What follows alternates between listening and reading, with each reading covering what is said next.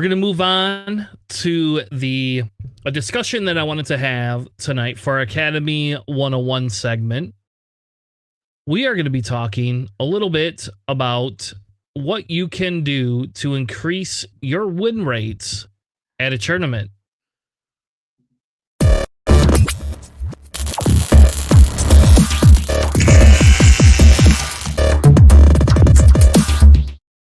Welcome to our Academy 101 segment for tonight.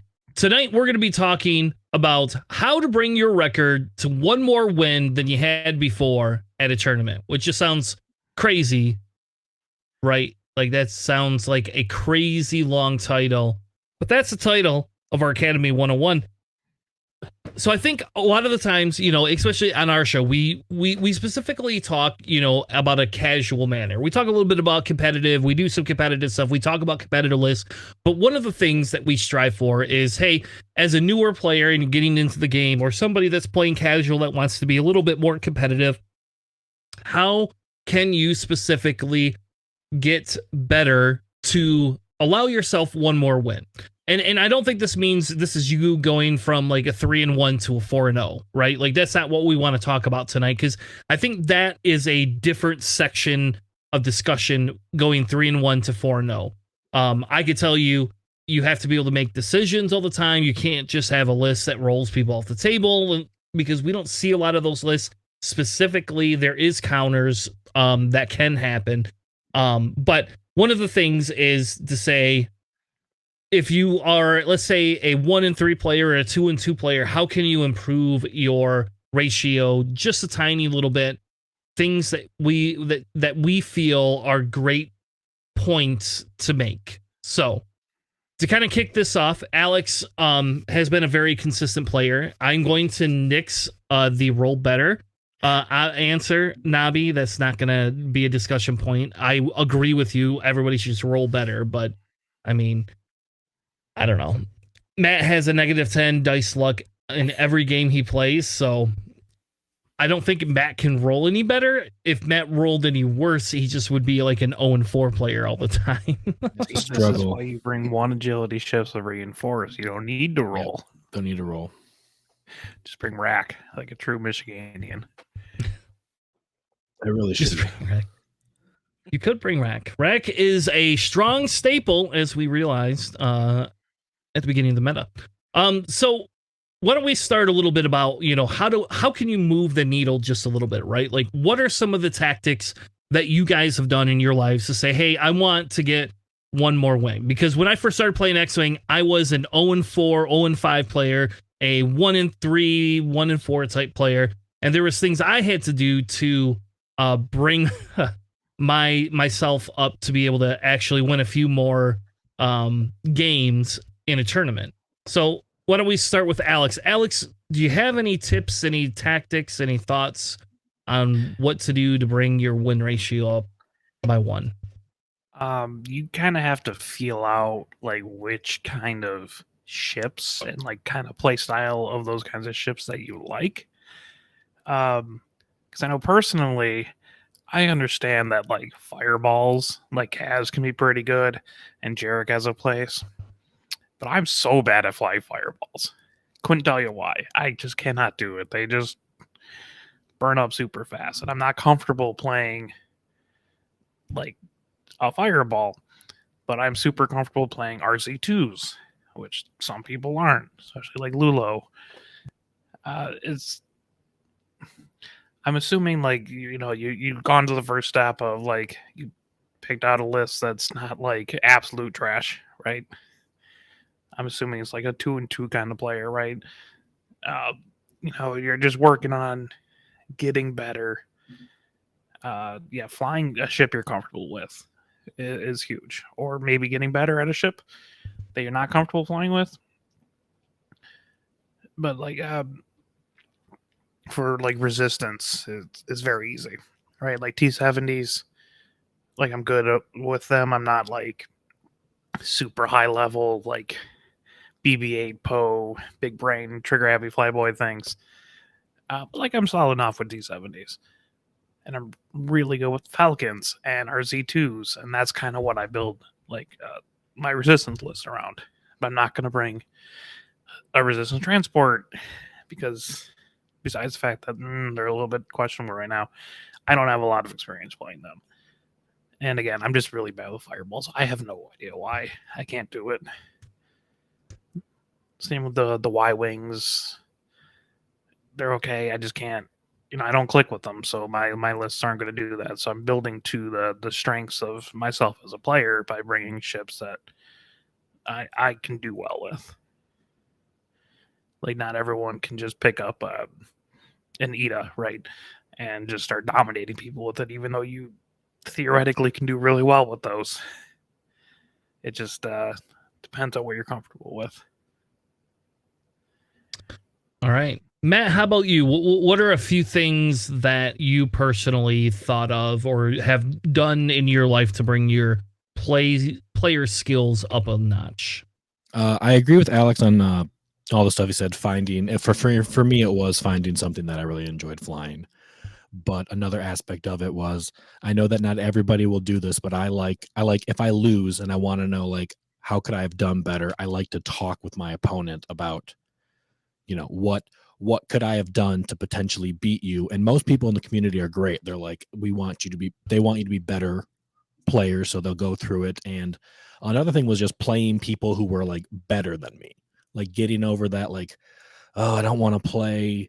I'll use Staniszewski for an example because he's a local and he's really good. I don't want to play Staniszewski, but if you play someone who's like really good and is willing to like walk you through what you could have done next time to win, I think that's an invaluable asset in the community to try to get better.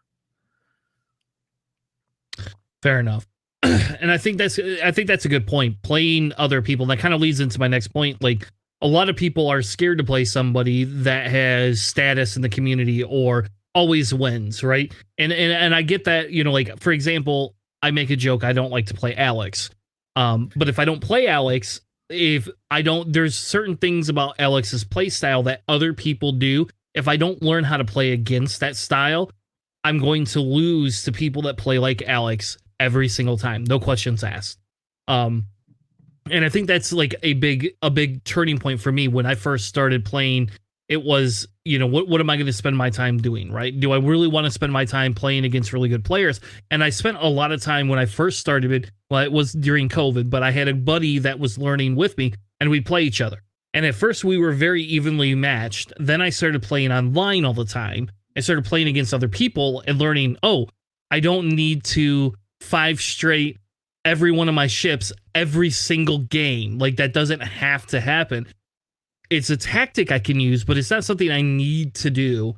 And if you don't know how that opponent plays, it's probably pretty silly to 5 straight all your droids in one block, because somebody just might throw some protorps at, some of those droids, and you might go from 8 ships to 6 ships pretty quickly. So one of the things, I agree with, on is play other people, right? Like, that's one of the things I did, because as soon as I started playing people outside of my local area, some of the people I was friends with, my buddy Matt, no offense to Matt, but when I started playing other people, I learned other ways to defeat him. And then I realized, because he'd never played that style against that style, it became a lot easier. And I didn't have to even change my list. I kept the same damn list. It was literally a droid swarm. That was like my favorite thing to run in 2.0. And I would run a droid swarm, or I would run like a TIE swarm. I love TIE swarms too in 2.0. That was another favorite of mine. So I think playing the other people, whether it's online or in person, that you don't usually play, helps you learn another set of ways to play that other people may not see, and could be other tactics. Yeah, playing people like outside your local meta is really important. Like, I know, like, how Cody plays, right? I know how Matt plays, right? And I can adjust how I play according to what they're doing, but that's not always for the best, right? You're not going to go to Worlds and play, 8 people and have played long time with, right? Just kind of experiencing, like, going up to Grand Rapids, like, you play completely different than like Zach will play, and Corey plays completely different than like our other local people here that play roughly the same lists. It's just the getting out of your local area and just experiencing new things really helps you choose the correct path of what you want to do with your list or how you're going to defend against a particular style of list.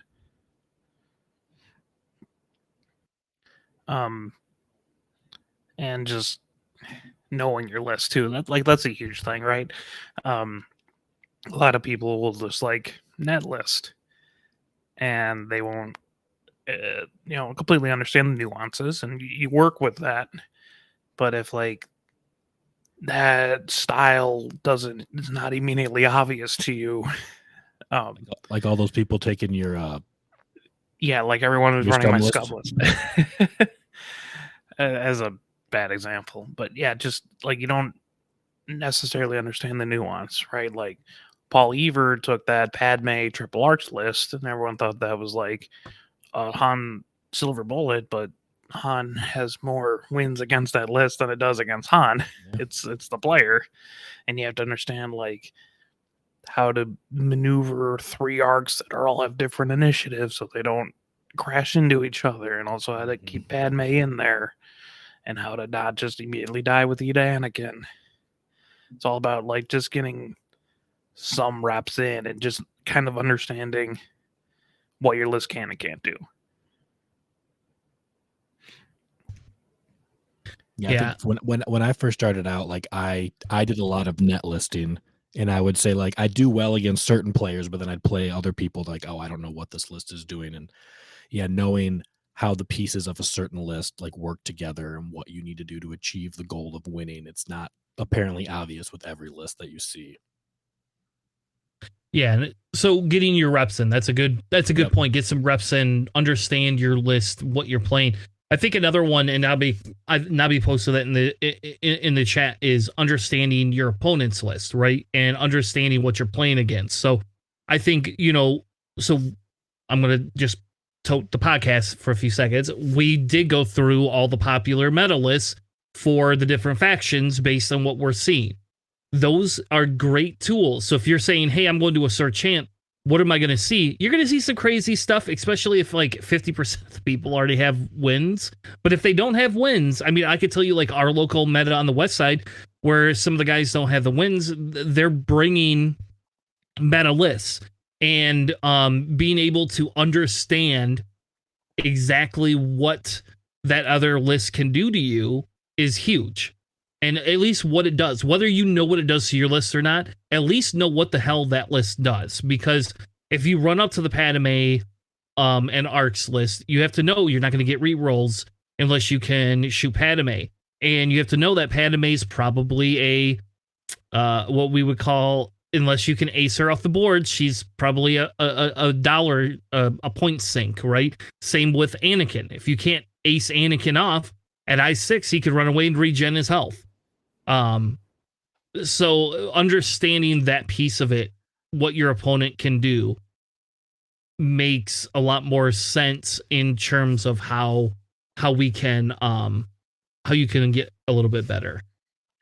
Yeah, Conversely, it feels real bad when you're in the middle of an engagement and you're oh, that's how that works. Oh, you have that upgrade. That's nice to find out now. I was about to say, conversely, this is why my scum list did really well. It's because my opponents have no clue what it does. Yep. Right, and then they just I mean, Matt, you played my list, right? It how does it feel? It took a couple turns because it's I'm generally pretty good at understanding the list when I look at it, but there was just so much, and I'm just I don't have the Alex mind right now. I had to play against it 3 times. I'm okay, this is what everything does now. Yeah, I'm not saying go out there and bring something super unique, but it shows you the value of understanding what your opponent's list does. Kylo Whisper, he can jam you. Yeah, you should probably take Tarkalox, on rocks. Just small things like that, or Rey. The Falcons are the fastest ship in the game. They can close distance super fast. I'm gonna be a little cagey here to not have not get jumped by like Falcon Poe out of nowhere, right? That 3 bank free boost target lock with Ray is pretty devastating sometimes. Yeah. Yep, it can be catch people with their pants down with that. So another tactic, another thing that I think people misunderstand a lot of times when you go to a tournament, right, is feeling the nerves. And I'll give an example. For example, when I went to Worlds, I had to play against Nathan Idy, and I made 2 very bad mistakes with dial setting and completely lost a game because of it. Whereas I was winning, I was on not the verge of being, like I did not handily hand it to him, but just the person you're playing it with. In my head, I made it out to be more than what it really was, right? And it was Worlds, so the dial mistakes really make a difference. And I dialed in like I can't remember what it was, but something with Grievous that I shouldn't have done, and ended up not getting the shots I needed, and Zam couldn't put the damage through to win, and I lost by 1 or 2 points or something like that, right? And I think letting people get in your head, or you putting other people in your head, is a huge one. And for example, for me, that was Worlds. And I'm just going to say this is because I've never won, larger tournaments before. I've never been to World Open qualifiers because we didn't have them when I first started, because it was during COVID. Adepticon 2 years ago was the first time I'd actually been to like a tournament that had more than 40 people at it ever, just in my life. And we didn't have, when I started, I didn't have Store Champs to go to. Now, like, the tournament feels a lot different and stuff like that. So when I went to Worlds, and all of a sudden I had all these specific people I'm having to play up against, it's like, oh my gosh, like, these are the people we talk about on the podcast every week. And like, now I have to play against them. And it became, for me personally, very nerve-wracking. Whereas if I had just maybe had a few beers and didn't care about anything as much, I probably would have felt at least a little bit more relaxed in my games. And again, as an example, I had to play Crispy, right? And Crispy 0-2 the first day, in terms of that, and had to drive his whole way back up. So I shouldn't have favored playing fit Crispy, because I did a lot better than Crispy. And then I had to play Crispy, and that's where that's where I started to tank, because in my head, I'm thinking, I've seen this guy play like at least 50 or 60 games on stream. I know how this is going to go. And then I made a couple of mistakes, and there you go, off to the races. And once I made those mistakes, it just went downhill from there. So you could just be like us and just drink every round. Well, that's obviously what I should have done. No, I mean, that's not like a legitimate thing, but that is something we do. Actually, while you were talking, I think the biggest thing that helped me jump up from like average to like, oh, I can actually not go even at every tournament, was just understanding where like the capabilities of my opponent ships, like where they can actually go. I know that's like a little bit of like studying, just kind of like, oh, this ship is stressed, what blues does it have? I mean, you can ask your opponent, that's fine, but like knowing, hey, interceptors kind of play like this style, right? And so next round they're probably going to 2 hard, they're going to 2 bank, depending on where the rocks are. Just knowing what your opponent's ships are capable of. Maybe that's why I'm pretty good at lining up bullseyes, just like being able to generally predict where my opponent's ships are going to be. Just knowing, how one ship flies as opposed to another one. Like a T-70 does not fly like an RZ2. An RZ2, you're going to be like, okay, well, is this the round they're going to 5 straight rotate back? Or is this the round they're going to 2 hard rotate back? I have to try to account for something like this. You can like try to gauge how like aggressive your opponent is. But boiling it down to, well, if I was in their position, I think this would be their best move. So let me try to counteract that without like hosing myself if they do something completely devastating. Well, and I think that goes to understanding it when you play against certain ships that have insane maneuverability, like a Whisper, for example. A Whisper, how often is stressed, and if you see a Whisper with Pattern Analyzer, know they're probably going to be doing a 5K or a 3 sloop on you. Like that's or maybe a 3K. I can't do that 3K. 4K, 5K. So they're going to do one of those maneuvers if they have Pattern Analyzer. But if they have somebody like Kylo, concussion missiles, they're probably not doing that. And they're going to be rotating, focusing, or rotate jamming or something crazy to shoot missiles out their ass. That's what's going to happen. And I think understanding that piece of it, like, is a huge benefit to getting that one more win. Because if you know Kylo's going to 3 sloop or 5K to try to get behind you, it doesn't hurt to do the same thing. Now, he's going to have a little bit more mods than you can, but still, I mean, it depends. If you're a Nia Nub, Nia Nub just loves doing that stupid crap too. So, or like Elo, I guess. Like how you specifically use that example of I like hate Kylo Whisper in 5K, because I just did that to Matt in our game, where it was not immediately obvious that Kylo would do like a 5K. No, I didn't see that. I'm like, all right, whatever. I guess he's 5K. You guys gotta live with it now. And then next turn, you 5 straight, rotate, shoot concussion missiles out your back. Yep.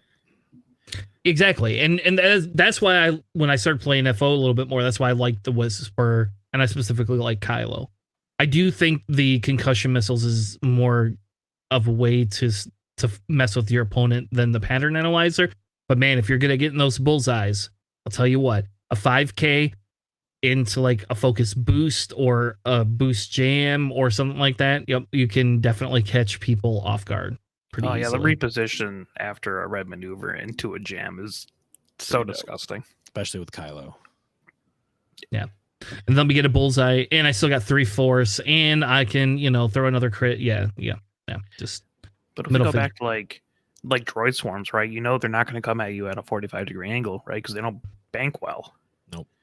Right. So like knowing it's like, hey, are they going to go walk down the board and then turn in on me, or do you think they're going to turn and then just jump on the rocks, kind of thing? Like, you can kind of limit your. Well, you can make educated guesses about what you think they're going to do, and I think that's like the biggest thing that helped me. I mean, also I played pretty much every ship in the game excessively.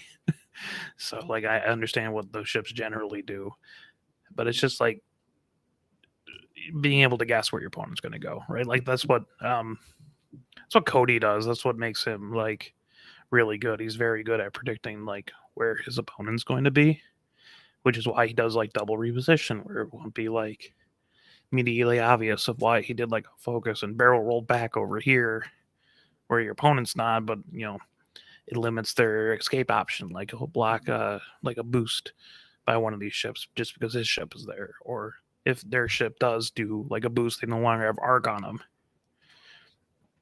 So it's just kind of, if you know what your opponent's list does, and if you generally know how they fly, that's probably the best thing you can do. And then don't get diced. All right. Matt, any other last things before we move on to another topic for tonight? Just, find a list that you really enjoy flying, and then just learn the ins and outs of it. Put the work in. All right. Well, that will wrap up our Academy 101 segment on discussing how to get one more win at a tournament.